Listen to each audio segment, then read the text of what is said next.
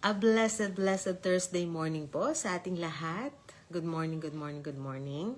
Mapagpalang umaga po ulit sa atin. Narito tayo ulit sa ating Seeking God in the Morning, ang ating daily morning devotion. At tayo ay nagpapatuloy dito sa ating nasimulang aral mula noong July 1 na may title na Virtue in Action, the Quiet Power of a Godly Life. Ayan. At tulad ng dati, no, para sa ating pagpapatuloy, bago tayo mag-umpisa, hinihiling ko po ulit na ang bawat isa ay yumuko at manalangin. Ama naming Diyos na makapangyarihan sa lahat, Ama, muli maraming salamat sa oras na ito, sa pagkakataon, Panginoon, na kami ay gaganap ng aming gawain sa umagang ito. Hinihiling namin, Panginoon, ang patuloy na paggabay mo, ang pagbasbas mo sa gawain na ito. Samahan mo po kami, Panginoon, at bigyan mo kami ng karunungan na unawain ang iyong mga salita.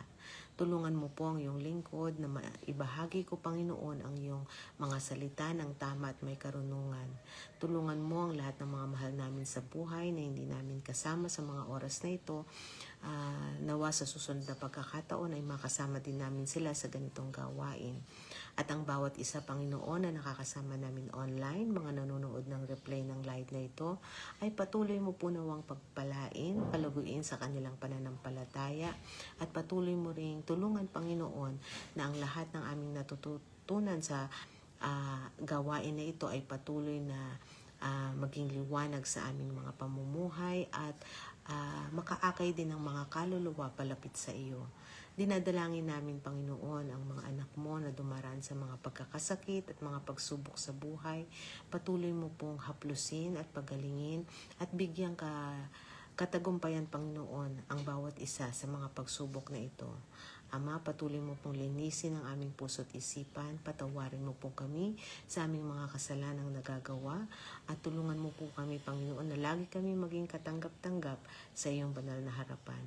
At muli ang lahat ng ito'y dalangin namin sa matamis na pangalan ni Jesus. Amen. Amen.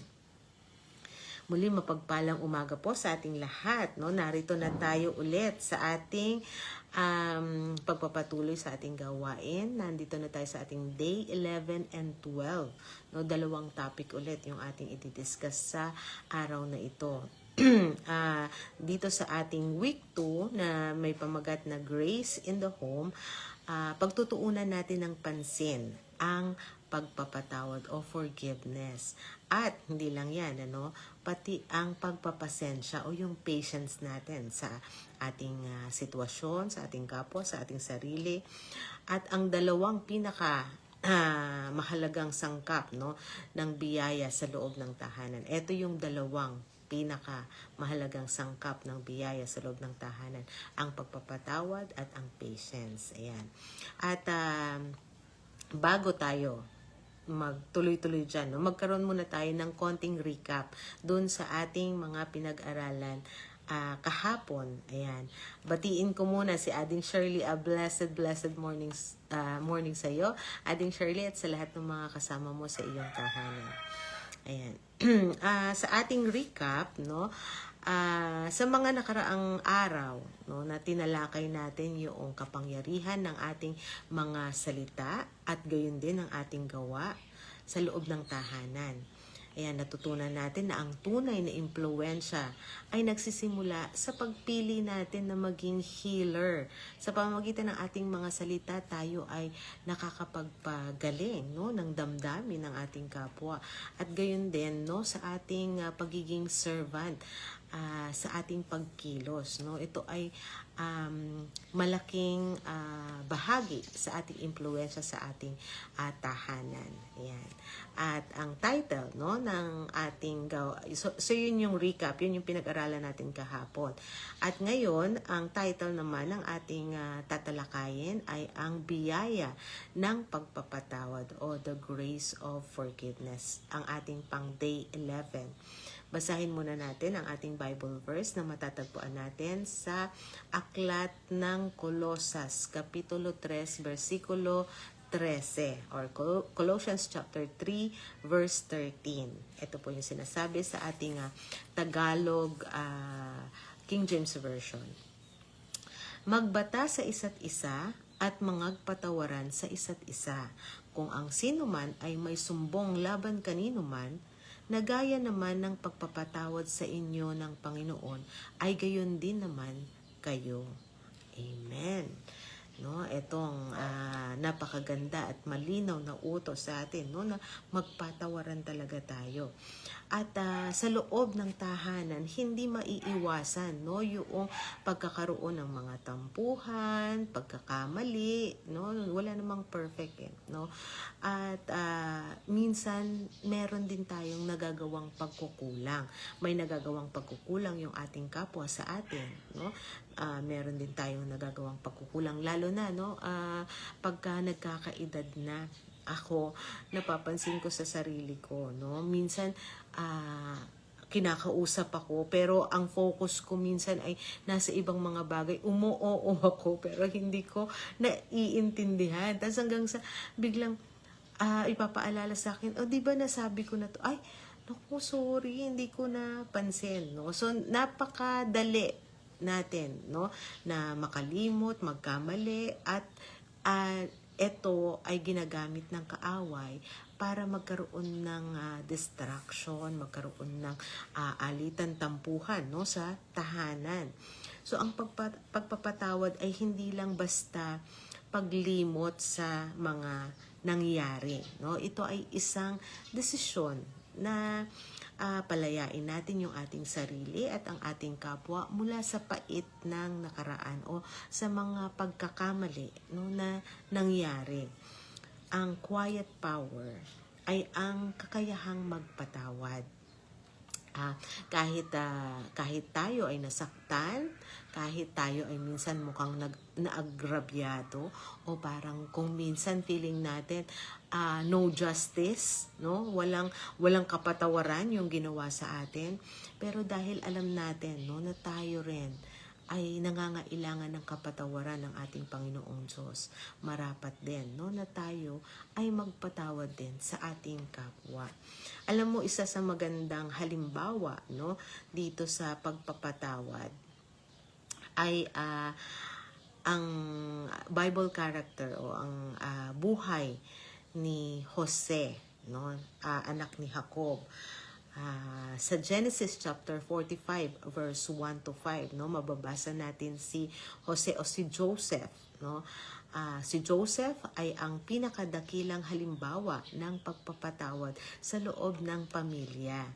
Matapos siyang pagtaksilan at ibenta, grabe yung nangyari sa kanya, di ba? Grabe yung ginawa ng kanyang mga kapatid sa kanya, no?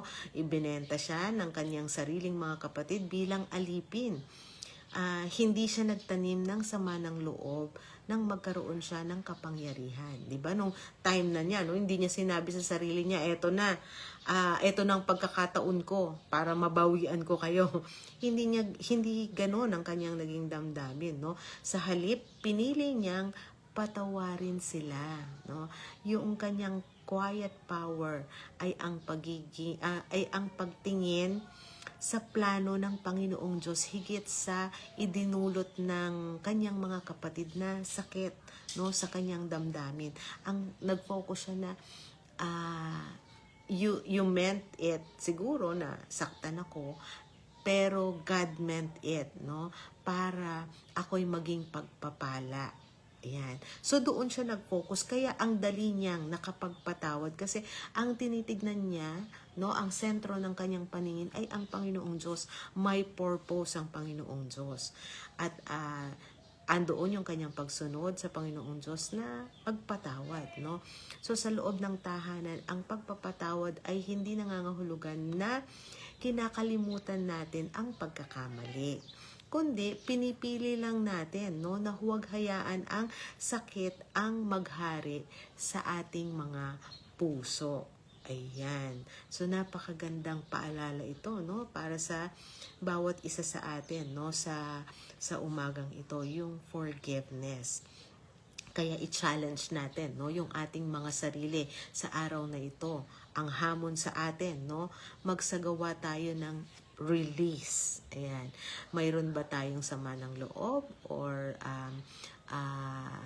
hinanakit, no, sa isang miyembro ng ating pamilya o sa isang malapit sa atin, no, kaibigan, lalo't higit, no, yung mga kasamahan sa iglesia, mga kapatiran sa iglesia. So, ipanalangin natin, no, ipanalangin natin, ilapit natin sa ating Panginoong Diyos yung ating damdamin, yung kanilang nagawa sa atin, at hilingin natin sa Panginoong Diyos, Lord, pinapatawad ko, no? Pinapatawad ko siya dahil pinatawad mo ako.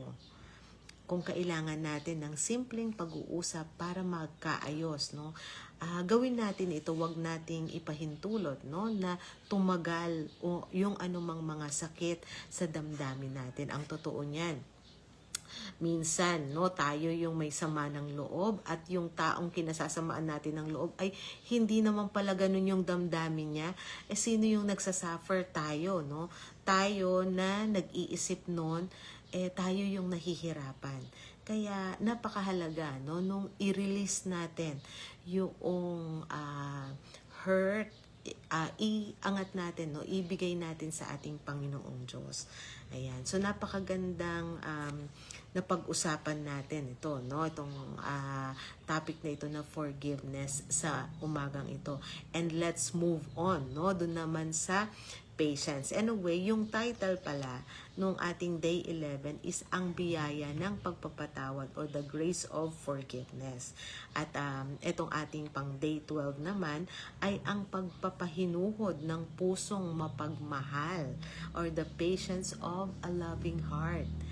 At ang Bible verse na ating pagbabatayan dito ay matatagpuan natin sa unang Korinto, Kapitulo 13, versikulo 4.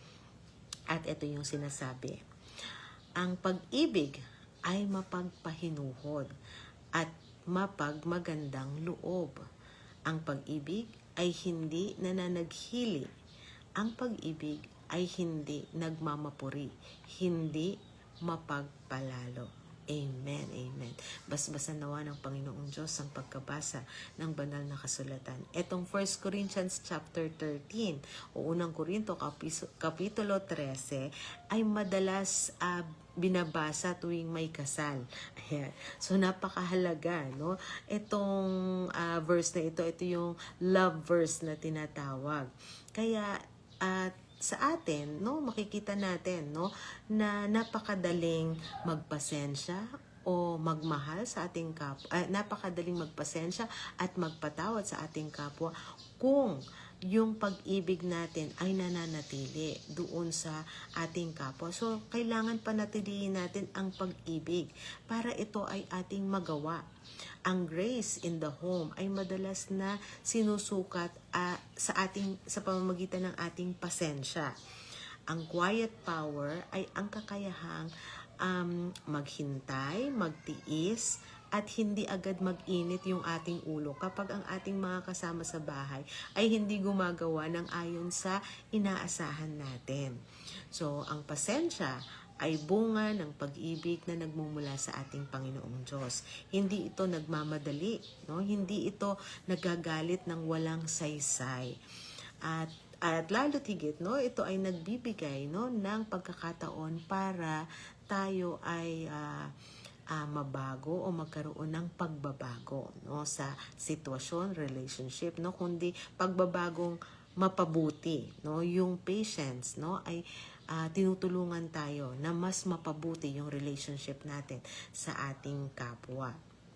At isa, no, sa magandang halimbawa sa banal na kasulatan tungkol sa taong may character na ganito, no, inspiring Bible character na ating titignan na may mahabang pasensya ay si Abraham, no, at ang kanyang pasensya sa kanyang pamangkin na si Lot, no? Isipin natin, no, si Abraham na mababasa natin sa aklat ng Genesis kapitulo 13 bersikulo 8 hanggang 9 or Genesis chapter 13 verse 8 to 9. Upang maiwasan niya yung gulo sa pagitan ng kanyang mga tauhan at siyempre sa kanyang pamangkin, no? sa mga tauhan din, no, ng kanyang ng kanyang pamangkin, kasi yung kanyang pamangkin na si Lot ay may mga tauhan at meron din siya, at dahil pinagpapala sila ng Panginoong Diyos, lumalawig, no, lumalaki yung kanilang nasasakupan. At nung lumalaki yung kanilang nasasakupan, no, pinagpapala ng Panginoong Diyos, eto naman ang kaaway, 'di ba? Siya naman ang naggagawa ng conflict, no? Nagkakaroon ng agawan ng teritoryo. Siguro dito yung aking mga alaga o diyan yung mga alaga mo, nagkakagulo na sila, no? So mahirap nang i-manage, no? Siguro para sa kanila na magtiyuhin. Kaya pinili niyang maging mapagpahinuhod at magbigay daan kay Lot. Imaginein mo, no? Si Abraham, ang uncle, siya yung nagbigay ng daan. Kahit siya na yung nakatatanda at mas may karapatan, siya yung nagbigay ng way o ng daan na ikaw pumili ka kung pipiliin mo rito, ako naman dito sa kabila. Kung pipiliin mo dito, ako naman ay pupunta dito. Ayan. So, hindi siya nakipag-away o nakipag-agawan para sa kanyang sariling kapakanan, kundi ang kanyang pasensya ang nagpanatili ng kapayapaan sa kanilang pamilya o sa kanilang relationship na magtiyuhin, no? Ipinakita niya na ang pasensya ay hindi pagpapatalo, kundi pagpili ng kapayapaan kaysa sa pagiging tama. Minsan kasi pagka tayo pinipilit nating igiit yung tama, no? Talagang minsan nagiging persistent tayo, no, na igiit natin yung karapatan natin. Hindi na natin namamalayan na nasisira na yung relationship natin sa ating kapwa. Ayan, totoo naman na kung titignan mo si Abraham, siya yung may karapatan at siya yung nagsama, no, sa kanyang pamangkin na si Lot. Pero still, dahil gusto niya ng kapayapaan sa kanilang pagitan at mas pinahahalagahan niya, no, yung relasyon nilang dalawa na magtiyuhin, no, kaya kaya niyang ipaubaya yung kanyang karapatan. Amen. Napakagandang paalala, no? Another good na magandang paalala sa bawat isa sa atin kung paano natin mapapanatili, no, yung magandang relationship natin sa ating kapwa, sa ating mga mahal sa buhay sa loob ng tahanan.